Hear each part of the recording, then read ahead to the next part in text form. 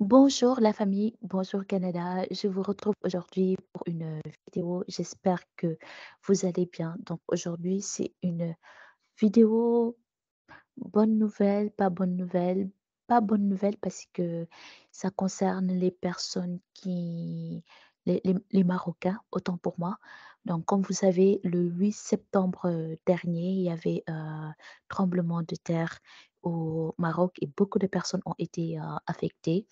Donc, suite à ça, il y a une bonne nouvelle. En fait, Immigration Canada souhaite vraiment favoriser les Marocains pour tout ce qui concerne l'immigration, que ce soit pour les résidents temporaires comme pour les résidents permanents. Cette vidéo est très, très, très importante pour les Marocains parce qu'il y a des informations que mieux vaut avoir ces informations histoire de profiter de la situation vu que Immigration Canada a une liste pour lesquels ils ont mis en place des systèmes pour vous faciliter la tâche à vous les Marocains.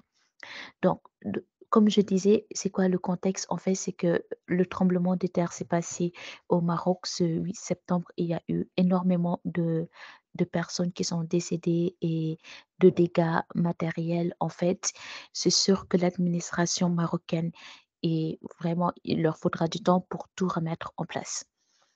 Donc, suite à cela, en fait, Immigration Canada a mis en place des dispenses pour faciliter la tâche aux Marocains. Et vous allez voir qu'ils ont mis plusieurs dispenses. Par exemple, là, ils ont fait dispense de frais pour prolonger ou modifier le statut de résident temporaire au Canada, dispense de frais pour la délivrance d'un permis de travail au Canada, délivrance d'un permis de travail ouvert dans le système mondial de gestion des cas, dispense des frais pour la délivrance ou la prolongation d'un permis d'études au Canada, dispense de frais de biométrie, dispense de frais pour les titres de voyage pour résidents permanents, dispense de frais pour les passeports à durée de validité limitée, les passeports temporaires, les titres de voyage d'urgence et les certificats de citoyenneté canadienne et dispense de visa de résident permanent. Donc, vous voyez qu'il y a beaucoup de choses pour lesquelles les Marocains ont des dispenses de frais. Je vais vous mettre ce lien dans la barre de description de cette vidéo. Si vous êtes marocain ou vous connaissez un Marocain qui est soit déjà au Canada ou qui est en dehors du Canada et qui avait déjà commencé la procédure, n'hésitez pas à partager le lien avec ces personnes. Donc, il y a une condition. C'est pas les Marocains qui viennent d'entamer les procédures qui sont concernés. Donc, qui sont concernés par ces avantages-là, ces énormes dispenses que nous avons vues, qui va permettre à ces Marocains d'économiser beaucoup d'argent et d'avoir même des renouvellements beaucoup plus rapides, en fait. Donc, c'est quoi, en fait, les ressortissants du Maroc qui se trouvaient au Canada au titre d'un statut de résident temporaire valide le 8 mars et qui présentent une demande pour soit prolonger ou modifier les conditions de séjour temporaire en tant que travailleur, étudiant, visiteur, titulaire d'un permis de séjour temporaire ou les citoyens ou résidents permanents du Canada se trouvant au Maroc ou bien les ressortissants du Maroc qui ont déjà auparavant jusqu'au 8 septembre présenté une demande de résidence permanente et qui sont prêts à recevoir l'approbation pour l'obtention d'un visa de résident permanent pour venir au Canada, mais ne sont pas en mesure d'obtenir un passeport ou un titre de voyage prescrit. Ou les ressortissants du Maroc qui sont déjà, c'est-à-dire qui ont déjà présenté une demande de résidence permanente et qui sont à l'étranger. Donc, même si vous êtes marocain et vous êtes au Canada, vous êtes concerné si vous avez fait votre demande avant le 8 septembre. Si vous êtes marocain aussi et que vous êtes à l'extérieur du Canada, donc en dehors du Canada, à l'étranger, si vous avez fait votre demande avant le 8 septembre, c'est-à-dire date du tremblement de terre, donc vous êtes concerné en fait. Faut étudier c'est quoi votre cas personnel. Est-ce que vous étiez dans la partie de euh, prolonger ou modifier le statut de résident temporaire Ou bien est-ce que vous, c'est plutôt le permis de travail ou est-ce que vous étiez dans la démarche de faire des frais biométriques? Si par exemple vous étiez dans les démarches pour faire les frais de biométrie au Canada, sachez que c'est gratuit. Vous n'allez pas payer les frais partout où c'est écrit dispense de frais. Donc, vous n'allez pas les payer. Je trouve que c'est très généreux, de leur part. C'est une des choses pourquoi j'aime le Canada.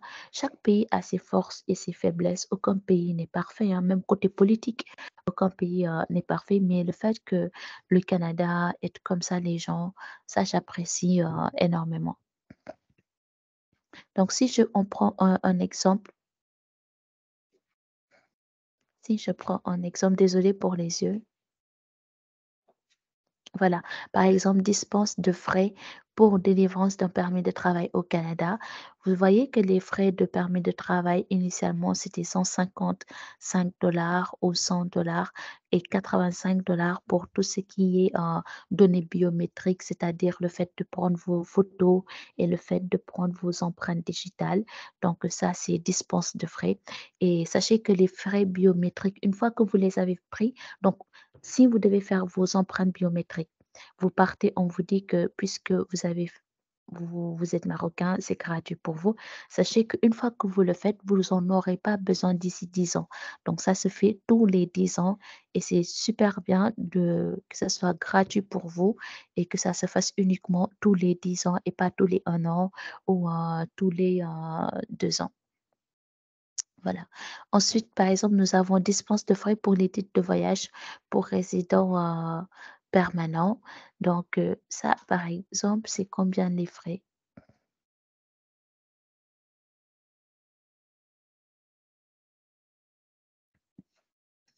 Ok, ça, c'est pour cette partie, c'est plutôt pour les résidents permanents du Canada qui se trouvent au Maroc, en fait.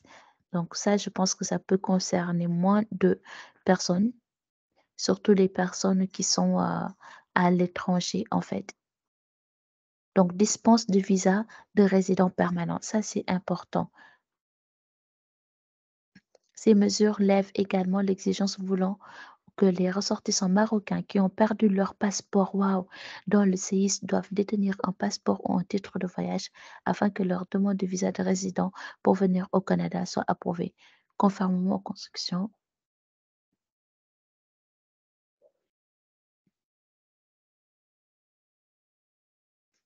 Donc là, ils disent que si la demande de visa de résident permanent du client est approuvée et que le ministre a établi une politique d'intérêt euh, public aux fins du traitement de la demande de visa et d'entrée au Canada.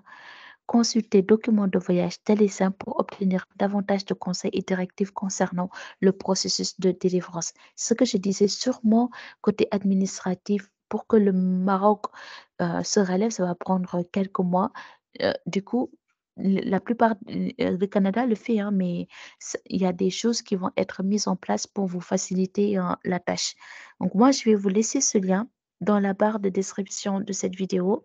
Les Marocains, franchement, prenez le temps de le lire afin de profiter de ces avantages qui vous sont accordés.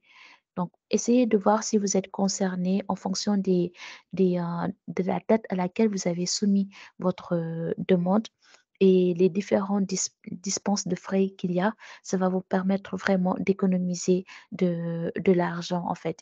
Et mes sincères condoléances à toutes les personnes qui ont été affectées par ce séisme, que vous ayez perdu des voisins, des amis ou des membres de votre famille. Je vous souhaite une très bonne journée et je vous dis à très bientôt sur la chaîne Bonjour Canada. Bye.